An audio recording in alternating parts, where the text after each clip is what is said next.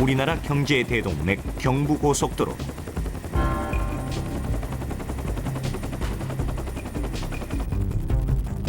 우리나라 고속도로 역사의 시작, 경부고속도로가 30년 작년의 모습이 됐다.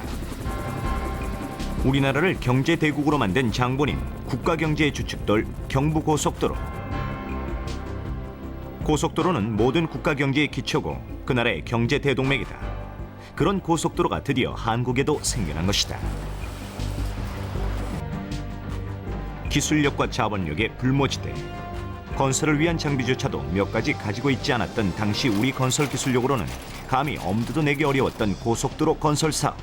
그 건설 사업이 30년 전 시작된 것이다. 경부고속도로 건설을 시작으로 우리나라는 경제와 문화사회 전반에 걸쳐 엄청난 변화와 발전을 거듭했다.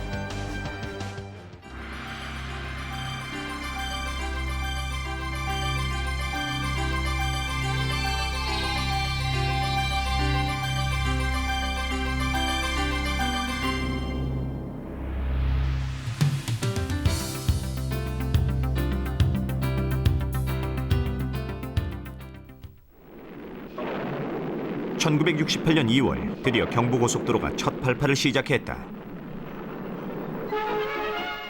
1970년 7월 7일 서울 부산 간 고속도로 천리가 넘는 4차선이 착공한 지 만 2년 5개월 만에 총 공사비 429억 7,300만 원을 들여 최종 난공 민족의 구간 피와 땀과 의지의 결정이며 민족적인 대예술 작품인 대한민국 최초의 고속도로가 그 위용을 드러냈다.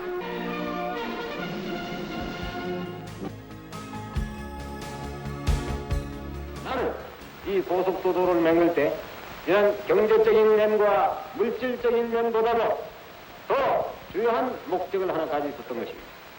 그것은 뭐냐면 우리 국민들이 과연 얼마만한 민족적인 저력을 가지고 있는가, 우리 국민이 얼마만한 민족으로서의 에너지를 가지고 있는가, 우리가 얼마만한 기술을 가지고 있는가, 우리 민족의 능력을 이 고속도로를 통해서 한번 테스트를 해보자 하는 것이 중요한 목적이었습니다. 이제 공사를 위한 시공 측량이 시작됐다. 이 측량은 도로 중심선을 따라 20m마다 종간 지방보를 확인하고 횡간 지형 상태가 설계도와 다른지의 여부를 확인하기 위한 것이다. 중심선을 따라서 매 20m마다 종단 지방고를 확인하고 횡단 지형 상태가 설계도와 다른지 여부를 확인하기 위한 것이었다.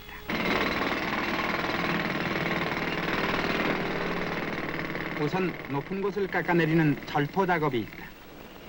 토사 부분은 무르도자로 깎을 수가 있으나 안반이 있을 경우에는 폭약을 써서 발파한 후에 그 절토된 흙을 낮은 곳에다 성토를 하는 것이다. 경부고속도로 건설에는 620만 평의 토지에 당시 금액 총 429억 7,300만 원의 건설비, 연 892만 8천 명의 인력 동원, 각종 중장비 165만 대가 소요된 국가적인 대사업이었다.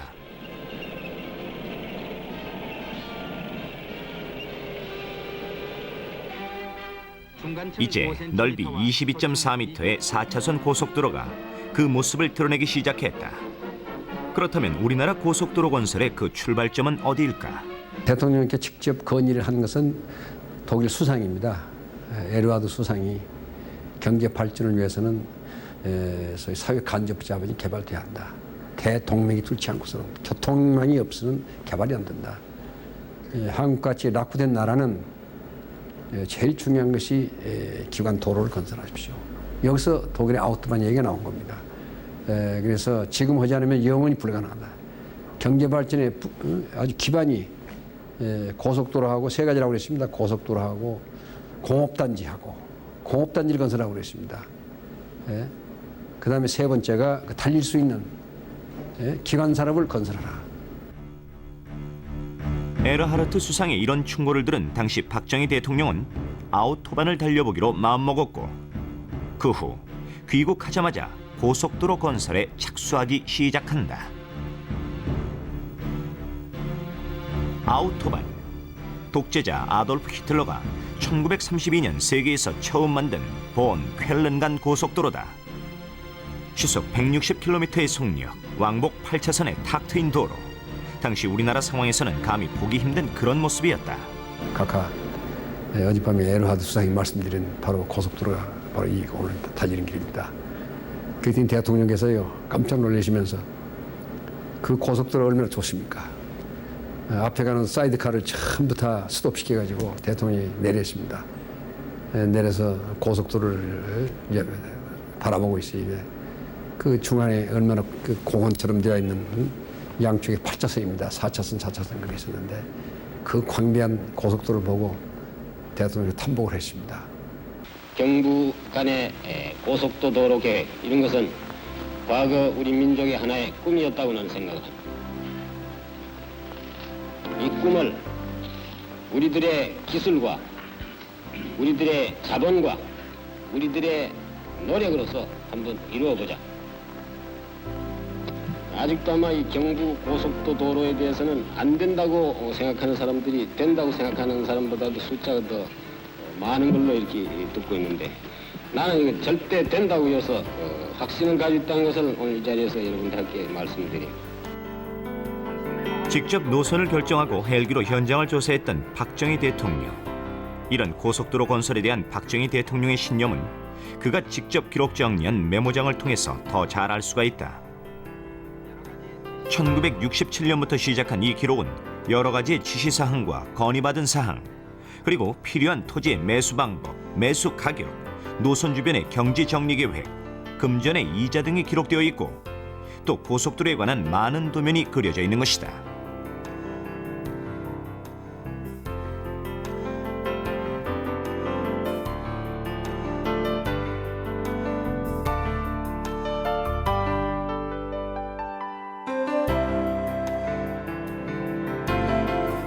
당시 다른 그 누구보다도 고속도로에 미친 사람은 바로 박정희 대통령 자신이었다.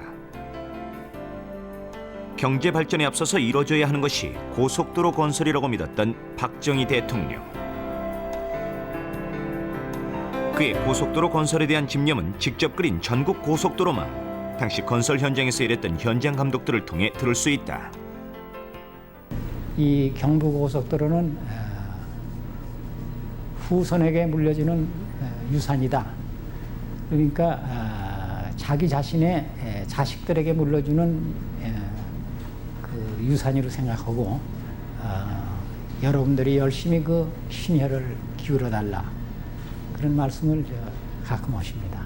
그러니까 아주 잘해달라 이거죠.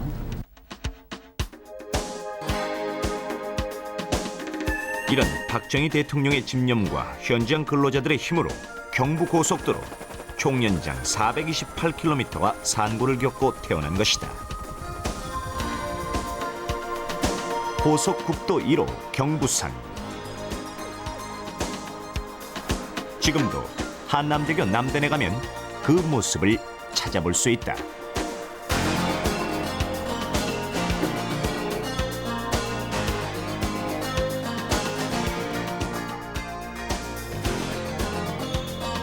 강남구 압구정동을 출발점으로 서울 부산 간을 4시간대로 단축시킨 경부고속도로. 산이 막히면 터널을 뚫었고 강이 흐르면 다리를 놓았다.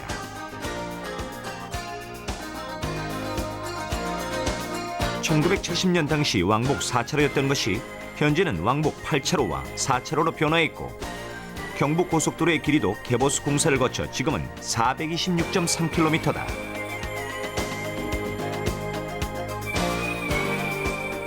선 개통 후 보완이라는 원칙 아래 서둘러 완공한 경부고속도로는 후에 댐질 공사로 몸살을 앓았고 90년대 말까지 경부고속도로 보수비는 약 1,527억 원으로 개통 당시 건설비의 4배 가까운 비용이 들었다. 그래서 한때는 누더기 고속도로라는 별명까지도 들어야 했던 경부고속도로. 경부고속도로와 호남고속도로가 만나는 회덕분기점.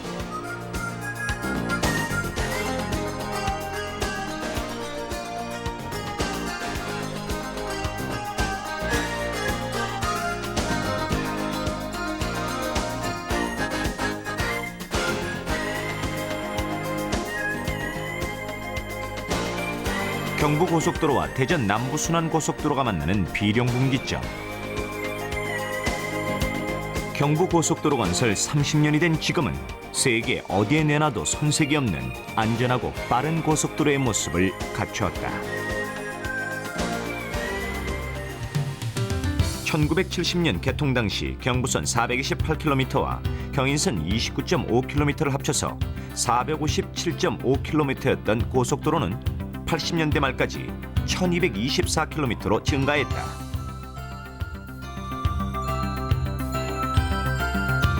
경부고속도로의 건설은 우리나라 전 지역에 일일 생활권을 실현시켰고 지역 개발과 경제 개발을 촉진시켰다. 또한 물적 자원의 지역 간 이동을 원활히 했으며 대도시 집중 가속화 현상을 초래하기도 했다. 무엇보다도 의미 있는 것은 고속도로가 건설되고서 더더욱 우리나라 경제가 발전의 탄탄대로를 걸었다는 사실이다. 경부고속도로 건설은 이처럼 우리나라 경제 개발을 용트림시킨 신호탄이 되었던 것이다. 그렇다면 고속도로 건설과 경제 발전은 어떤 관계가 있는 것일까?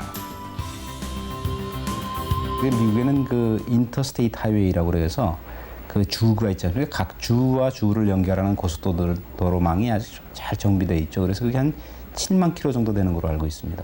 그건 7만 킬로인데 그 효과를 분석한 거에 의하면은 거의 그 건설비의 한 600배의 효과가 있었다라고 판단하고 있어요. 그 정도로 큰 효과가 있다고 보는 거죠. 그래서 고속도로가 사실 어떤 그 지역 성장이나 또 국가 성장에 가지는 미치는 영향은 물론 다른 교통수단도 마찬가지입니다만 특히 그렇게 큰 비용을 들이지 않고도 어떤 그 효과를 얻을 수 있는 좋은 어떤 그런 계시 아니었겠나 이렇게 생각을 합니다. 초기 단계 농촌에서 시작된 새마을 운동은 10년 동안 농촌과 도시, 가정과 직장, 그리고 공장과 학교 등 모든 분야에 확산 발전되어 국가 발전의 원동력으로서 민족 중흥의 활력소 역할을 했다. 근면 자조 협동 새마을 운동은 1970년 4월 22일 박정희 대통령이 제창한 이래 3단계의 발전 과정을 겪으면서 당시 생활 수준과 환경을 바꿔 놓았다. 제1단계는 기반 조성 단계로 새마을 가꾸기와 지붕 개량 등 기초적인 환경 개선 사업을 통하여 새마을의 실천 의지를 자극하고 점화하는 역할을 했다. 2단계에서는 농촌은 물론 도시와 공장에서도 도시 새마을 운동을 실천에 옮기는 시기였다.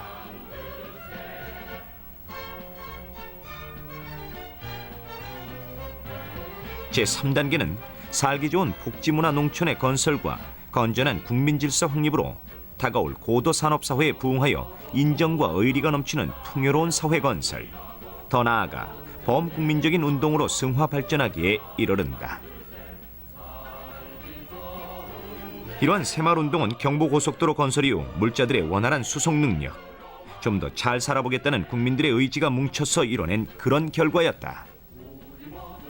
그 당시 우리나라는 당장 먹고 살기도 힘든 경제적으로 후진국이었다.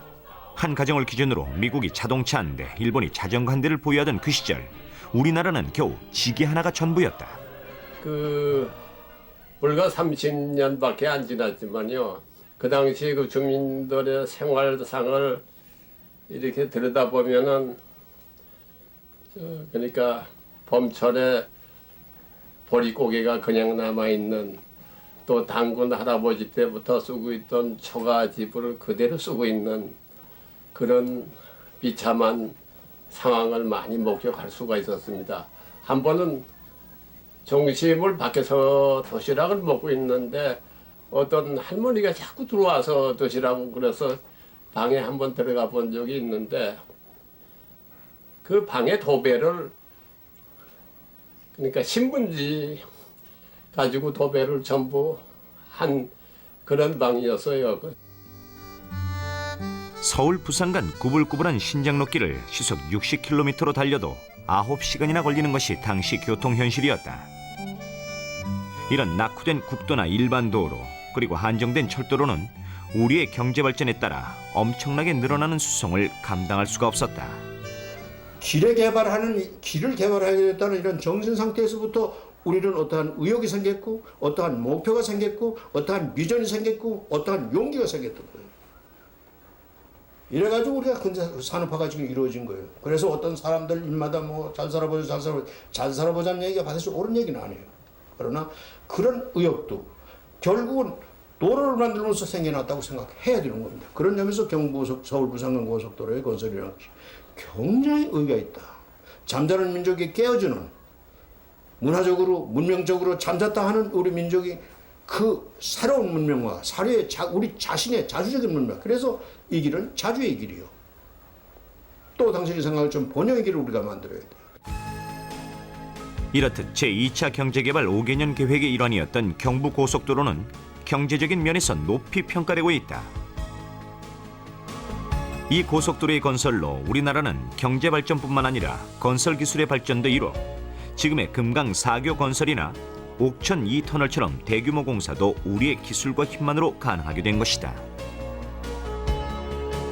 경부고속도로 건설의 가장 힘든 난공사 구간은 당제터널이었다.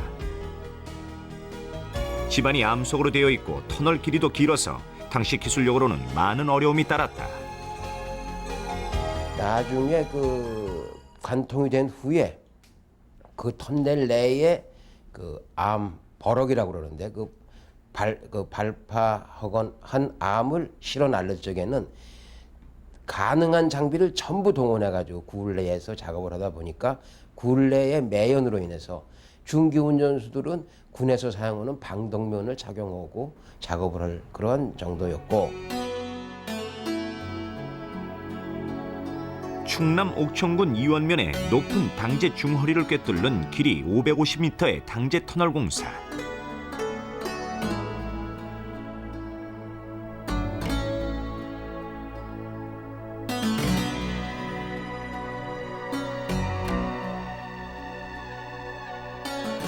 만 14개월을 주야로 철야 작업을 한 끝에 1970년 6월 27일 그 개통을 보게 됐다.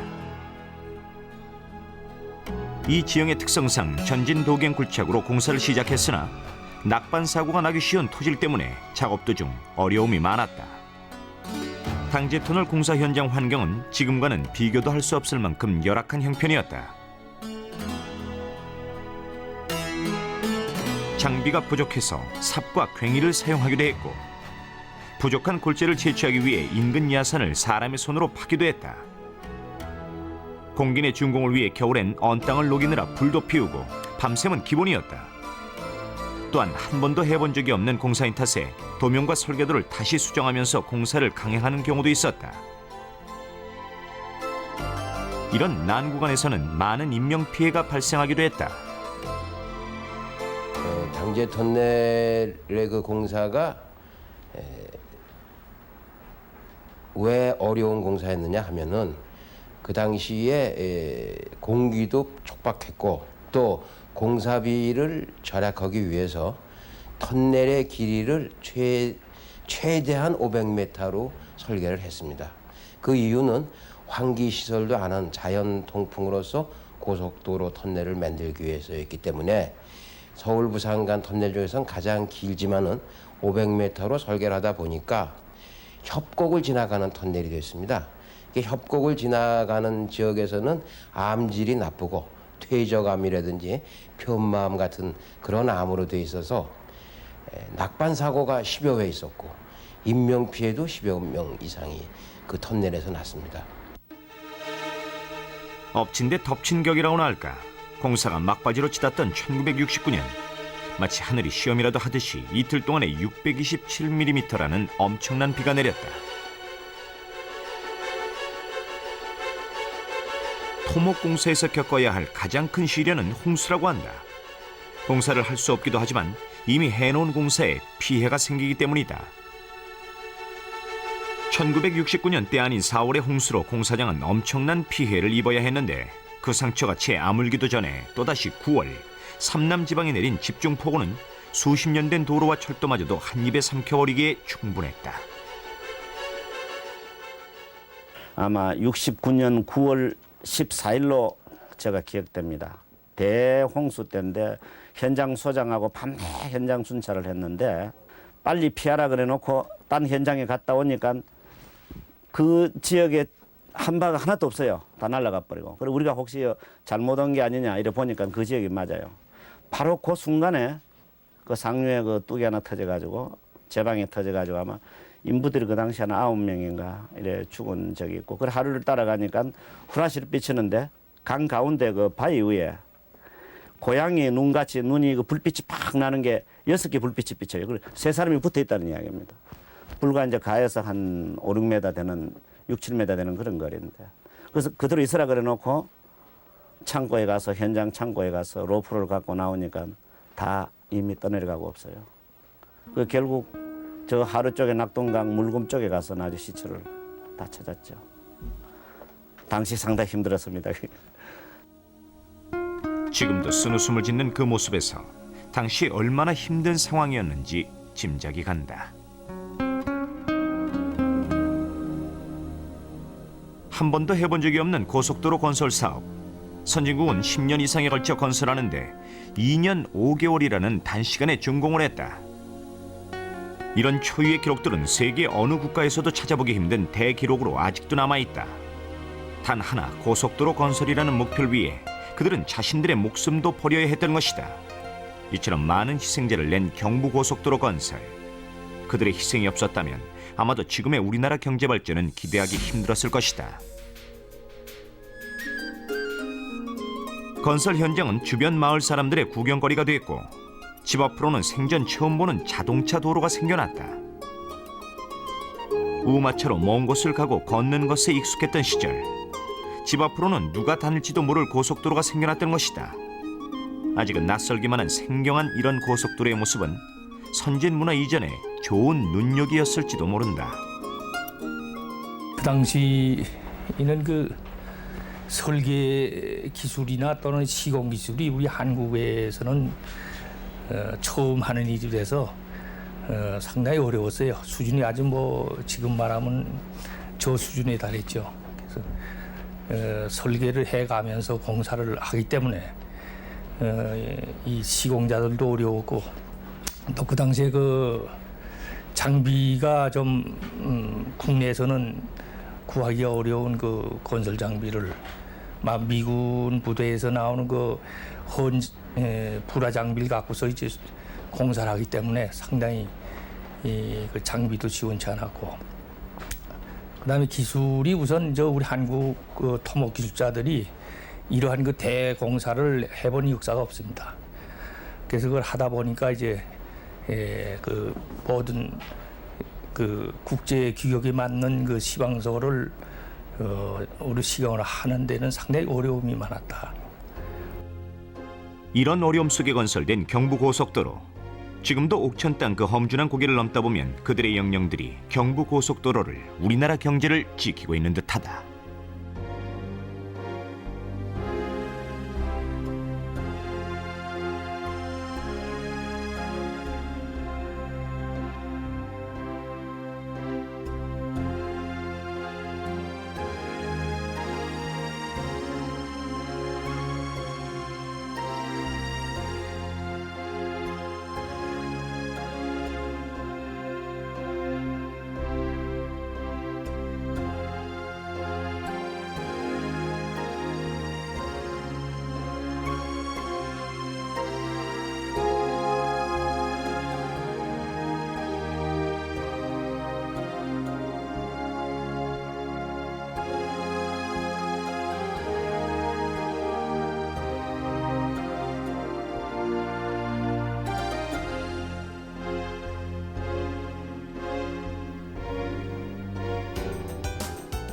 당시 언론에서도 경부고속도로의 건설 의미는 초기에 반대 여론과는 달리 많은 칭찬과 격려를 받았다. 당시 서울신문, 경향신문, 조선일보, 그리고 중앙일보. 이들은 건설 공사장의 힘든 상황과 건설 기술의 문제들을 지적해 줌으로써 현장 근로자들에게 자부심과 용기를 북돋아 주었고, 대국가 사업, 경부고속도로 건설의 역사적인 사업에 힘을 실어주었다. 당시는 정치인들이 자주 현장을 찾아와 독려했고, 함께 공사에 임하는 그런 적극적인 모습들을 종종 볼 수 있었다. 가능한 방법을 다 동원해서 6월 27일 날 밤 11시에 서울 부산 간 430km가 2년 반 만에 준공을 보게 된 것이었습니다. 하면 된다는 정신의 불도저식 공사. 개인 교량 32개소, 터널 12개소, 연인원 900만 명에 사망자 77명까지. 단군 이래 최대의 토목공사가 드디어 그 끝을 보게 된 것이다.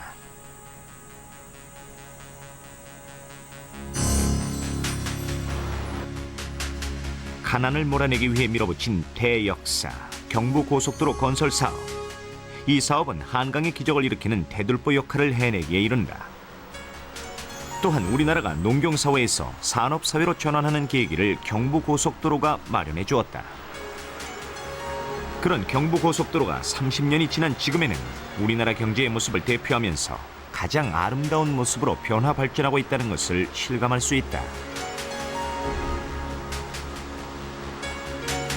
경제에 힘이 되면서 경제 발전의 대동맥으로서 세계 경제에 한국의 경제를 자리매김시켜 나가는 고속도로. 그 고속도로가 지금 우리 생활 속에 바로 그 모습이다. 자동차 시대의 개막, 전 국토의 일일 생활권 시대 실현, 지역개발과 경제개발 촉진, 인적 물적 자원의 지역 간 이동, 국민의식 수준의 향상과 평준화. 이 중에서 가장 주목할 것은 바로 물적 자원의 지역 간 이동이 보다 원활해졌다는 사실이다.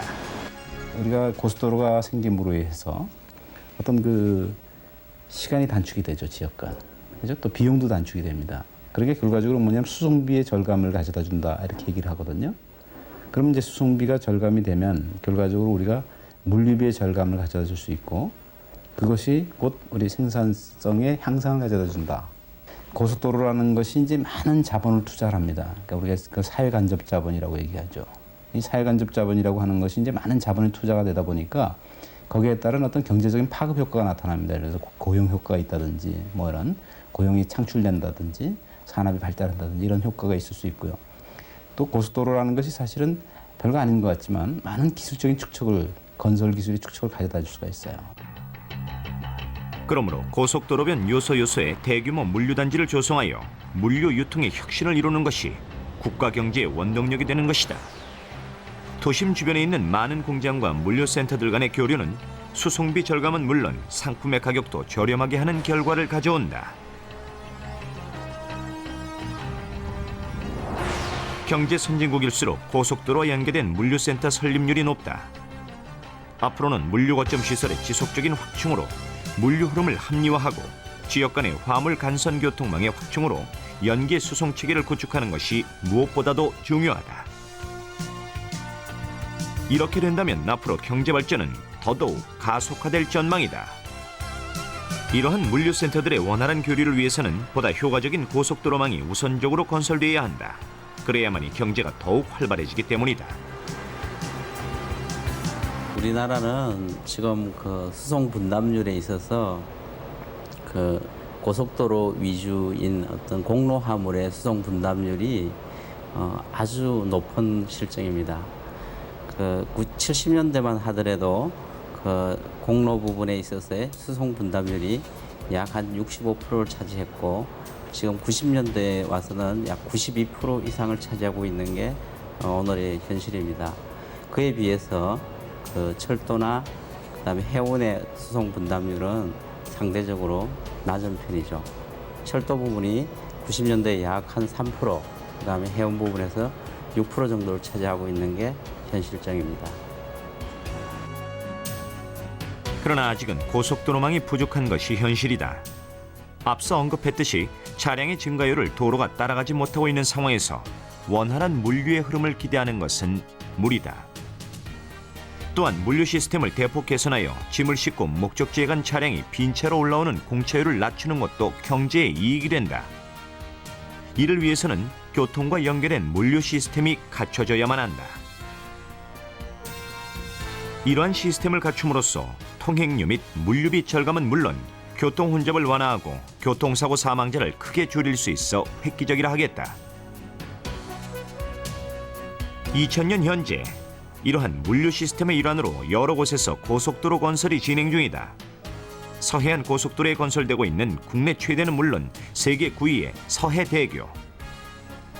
총 연장 7.3km, 국내외 건설업계에서 초미의 관심사가 되고 있는 서해대교는 태풍과 지진 등 자연재해에도 견딜 수 있는 안전 설계는 물론 각종 특수공법을 집약해 건설하는 교량으로 우리나라 토목기술 수준과 위상을 가늠할 수 있는 계기가 될 것이다. 경부고속도로 건설 당시의 기술력으로는 감히 엄두도 나지 않는 거대한 다리. 길이는 물론이고 주탑의 높이가 182m로 우리나라에서 가장 높은 63빌딩과 그 높이가 맞먹는다. 이 서해대교의 건설로 서해안 지역의 개발은 물론 하나의 관광 상품으로도 손색이 없을 것이다. 그동안 30년 동안 고속도로 2,000km, 그다음 일반 국도를 비롯해서 지방도도 약 6만여 킬로의 도로를 신설했습니다마는 지금까지 건설한 그 물량의 약 3배를 앞으로도 더 건설해야 됩니다. 즉 그래야만 선진국 수준의 도로망을 구축할 수가 있습니다. 그래서 정부에서는 동서로 9개축, 남북으로 7개축의 간선 도로망을 기본으로 해서 약 20만 킬로미터의 도로를 건설해 나갈 계획입니다. 그렇게 되면은 전국 어디서나 아무리 오지에서도 30분 이내에 고속도로에 진입할 수가 있고, 그 다음 전국 어디든 반나절 안에 갈 수가 있는 반나절 생활권이 될 것입니다. 오는 2004년까지 1350km를 추가로 건설해서 3400km를 구축하고 2020년까지는 6160km의 방사형 고속도로망을 구축할 계획이다. 서해대교와 함께 한국토목건설에 집합체를 할 수 있는 인천국제공항 고속도로 건설 구간의 영종대교는 총 연장이 4.4km로 세계 최초의 7차로로 건설되고 있다. 여러 가지 특수공법의 집약으로 국내 기술력의 우수성을 세계에 과시할 수 있는, 그리고 우리나라의 새로운 관문이자 상징물로 우뚝 서게 될 것이다. 70년대 같은 경우에는 당시 발악에 있던 전국 원격지의 국가 기관 산업들을 연결시키기 위한 고속교통망 구축이라고 하는 측면에서 고속도로가 건설되어 온 경향이 있었고요. 80년대에 들어서는 상대적으로 낙후된 그 낙후 지역에 고속도로라고 하는 강력한 접근성을 부여함으로써 지역 균형 개발이라고 하는 국가 목표를 이루기 위해서 고속도로가 건설된 그런 경향을 보였습니다. 90년대 이르러서는 상당히 사회 경제적으로 또는 산업적으로 성숙한 단계인데, 이것을 뒷받침하기 위해서 이른바 고속 네트워크 구축이라고 하는 측면에서 고속도로가 건설되어 있음을 우리는 알 수가 있습니다. 이외에도 많은 고속도로들이 건설되고 있다. MSS 공법, TBM 공법, FCM 공법 등 첨단의 특수공법들이 적극적으로 투여되고 있고, 전문적인 기술자들로 집약되어 30년 전에 방대했던 물적, 인적 현장의 모습들은 사라지고 전문가 몇 명만이 건설 현장에서 일하고 있다.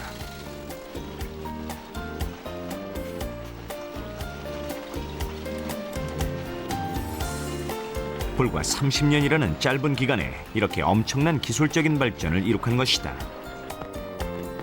하늘 위의 고속도로라 할 만한 횡성대교는 교각의 높이가 92m로 구름 위의 다리라는 별명을 갖고 있다.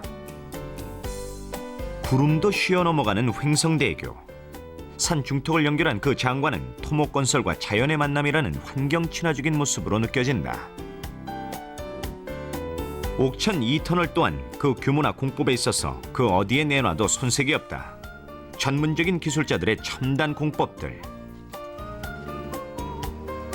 현대의 이러한 기술 공법들 바탕에는 과거 경부고속도로 건설에 노력이 있었기 때문이다. 70년대 건설 방법은 주로 우리 기술이 아닌 외국 기술에 의해서 시공이 됐습니다. 그러다 보니까 구조물이나 이런 모양이 대부분 단경관의 짧은 기준으로 되어 있었습니다. 최근의 경우는 국내 기술에 의해서 전 설계가 전산화가 되어 있습니다. 아울러서 그 전산화와 첨단 기술이 바탕이 이루어져 가지고 사장교나 현수교 등 신공법으로 이루어지고 있습니다. 아울러서 환경 부분을 위해서라도 방음벽이나 또 안전을 위한 중분대, 이런 시공이 많이 이루어지고 있습니다. 80년대는 그야말로 우리나라 고속도로 건설의 전성기였다. 건설 기술과 장비들도 한 단계 발전된 상태였다. 70년대 중동 기술자로 파견된 그 기술력을 밑바탕으로 우리나라 기간 산업인 고속도로망을 활발하게 건설하게 이른다. 1980년 당시 고속도로는 총 연장이 경부고속도로의 3배 정도였다. 지역의 균형적인 발전에 입각한 국민화합을 이룩하기 위한 노력들, 이것이 바로 고속도로 건설로 그 의미가 확대된다. 이때 대표적인 건설로는 88 올림픽을 계기로 건설된 올림픽 고속도로와 중부 고속도로를 꼽을 수가 있다. 중부 2터널이나 ILM 공법의 광지원 1교가 이때 당시 건설된 것으로 이때부터는 세계 어디에 내놔도 뒤지지 않는 건설의 노하우를 축적해가는 그런 단계였다. 사실은 우리가 1974년에 우리가 경제 위기를 맞이했습니다. 그때가 왜냐하면 1차 오일 쇼크입니다. 세계적인 그 경제 위기인데 그것은 이제 기름값이 한 달 사이에 30배가 뛰었죠. 1불 바렐당 1불 하던 게 30불 가량 해가지고 우리나라가 그냥 외환 위기가 와서 경제 위기를 맞이했을 텐데 그때 그 위기를 극복한 것이 한국의 건설업자가 중동에 가서 그 해외 건설 공사를 많이 해서 달러가 한국에 유입이 돼서 그 위기를 극복한 큰 그 길이었습니다. 그것이. 근데 사실 따지고 보면은 우리가 중동에 가서 일을 할 수 있었던 것은 우리 한국 건설업자들이 경부 고속도로를 했기 때문에 그 경험과 실적을 가지고 우리가 중동에 공사에 참여할 수가 있었던 겁니다. 우리나라가 경부고속도로를 건설한 경험은 국내 토목기술 발전의 계기가 되었고 열사의 나라 중동의 건설 시장으로 진출하는 발판이 됐다. 70년대 건설된 고속도로는 6개 노선으로 울산선, 호남선, 영동선, 남해선, 동해선, 구마선이 있다. 그리고 한국도로공사의 역할도 단순한 유지 보수 차원을 넘어 건설에 직접 참여하는 기관으로 변모하기에 이르렀다. 그만큼 고속도로 건설이 많았다는 의미이기도 하겠다.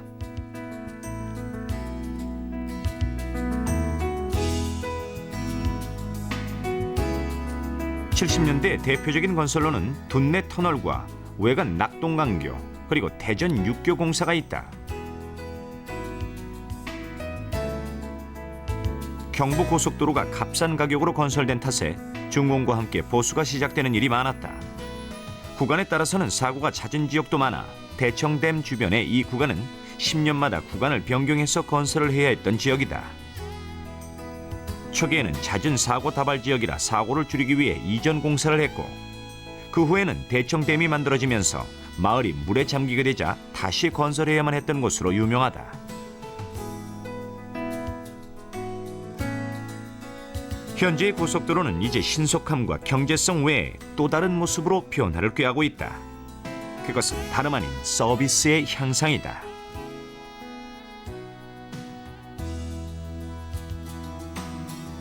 초기의 휴게소는 단순히 볼일이나 보고 허기진 배를 채우는 그런 급한 곳이었다. 그러나 지금의 휴게소는 그들 스스로가 다양한 방법으로 많은 변화를 모색하고 있다. 휴게소 내부의 문화 공간을 확대하여 단순히 쉬었다가는 그런 공간이 아니라 머물고자 찾는 그런 휴게소로 거듭나기 위해 노력하고 있다.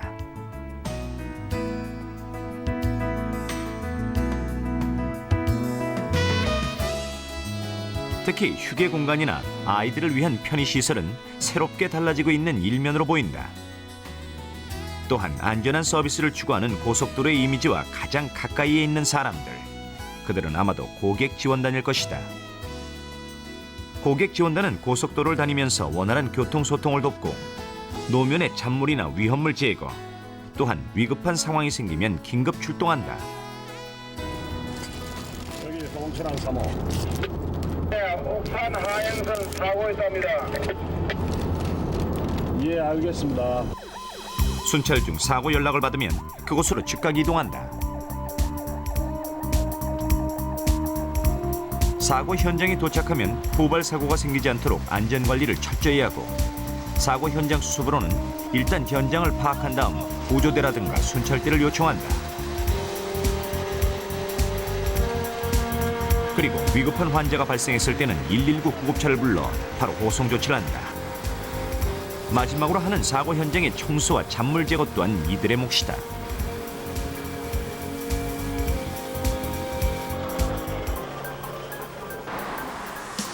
관할 구역을 9차례 이상 순찰하면서 항상 편하고 안전한 그리고 바른 고속도로 이용을 돕고 있다. 모든 교통정보의 산실 교통정보센터.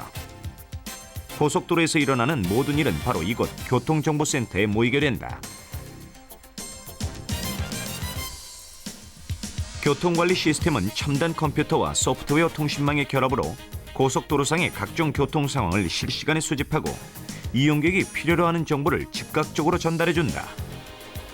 현장의 교통 상황들은 노면에 매설된 루프 코일이 전류를 통과시켜 차량을 감지하는 루프식 감지기, 감지 영역을 설정하여 교통량을 인식하는 영상식 감지기, 이것들을 통해 통과하는 교통량, 주행속도, 차량 거리 등과 같은 생생한 현장 정보가 광통신망을 타고 교통정보센터로 모아진다.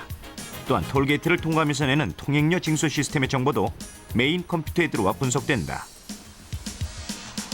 전화나 핸드폰을 통한 정보 수집도 이루어지는데 이렇게 수집된 정보들은 정밀 분석을 통해 실시간으로 해당 지역의 고객들에게 전달된다. 이렇듯 다양한 경로를 통해 수집된 정보는 컴퓨터를 통해 사고, 교통, 지체, 정체 등으로 분석 처리되고 센터 내 상황판에 나타나 어느 지역이 지금 어떠한 상황인지를 알려준다.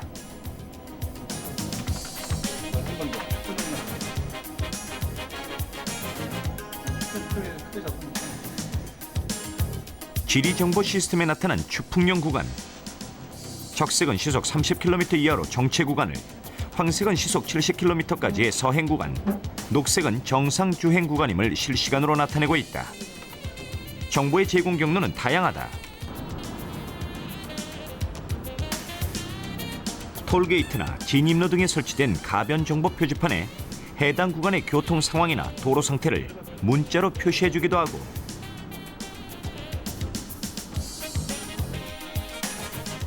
전국적인 방송 매체를 통해 교통 상황과 기상 상태 등 필요한 정보를 신속하게 제공해준다. 시원하게 잘 달리던 차량도 톨게이트에 다다를 즈음엔 속도를 낮추고 통행료를 지불하게 된다. 통행료를 지불하려는 차들로 정체를 빚는 것은 경제적으로 큰 손실이 아닐 수 없다. 이로 인한 경제적 손실을 줄이기 위해 차를 멈추지 않고도 통행료를 낼 수 있는 첨단 교통 시스템, 하이패스 시스템을 도입하게 됐다. 이 시스템은 차량 앞유리 중앙 하단에 무선 송수신 장치인 차량 탑재기를 미리 설치해야 한다. 여기에 하이패스 카드를 삽입하고 고속도로 톨게이트에 진입하게 되면 차로에 설치된 안테나와 차량 탑재기가 서로 무선 통신으로 정보를 주고받게 됨으로써 통행료를 결제하는 최첨단 요금 징수 시스템이다. 또한 통행료를 내지 않고 지나가는 차량의 경우에는 뒷면에 차량 번호판이 촬영되어 통행료를 징수할 수 있도록 했다.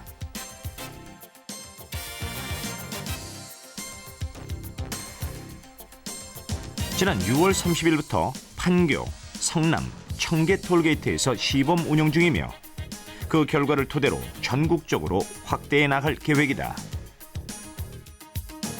하이패스는 차량이 요금소를 통과하면서 정차하지 않고 통행요금이 자동으로 징수되는 최첨단 시스템으로 현재 요금소 통과 시간이 대당 8초 정도가 소요되지만 하이패스 시스템은 2.5초로 단축되어 현재보다 4배 정도 빠르게 통과할 수가 있습니다.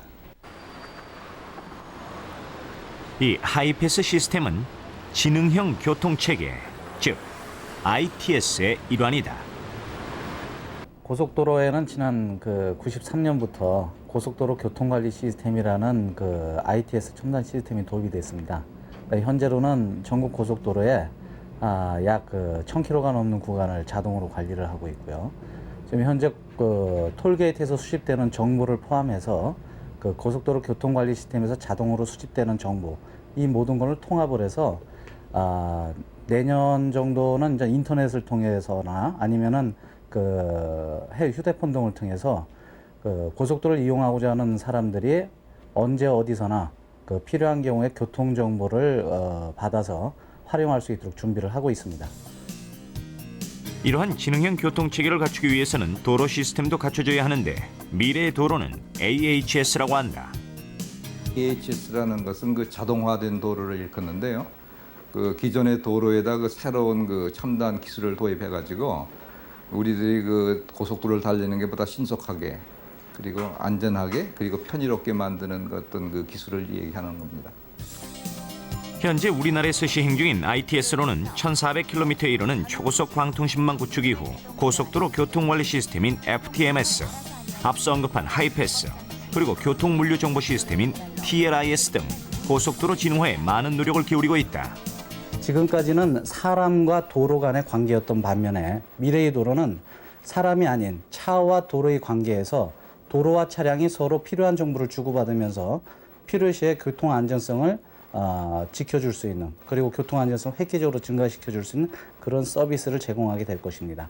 아울러서 그러한 미래의 도로가 완성이 되는 과정에서 차량의 주행 정확도가 높아짐으로 해서 차선의 폭을 줄인다든가 이런 여러 가지 그 혜택이 돌아옵니다. 따라서 그를 통해서 고속도로의 용량 또한 획기적으로 증대시킬 수 있는 그러한 도로가 될 것입니다.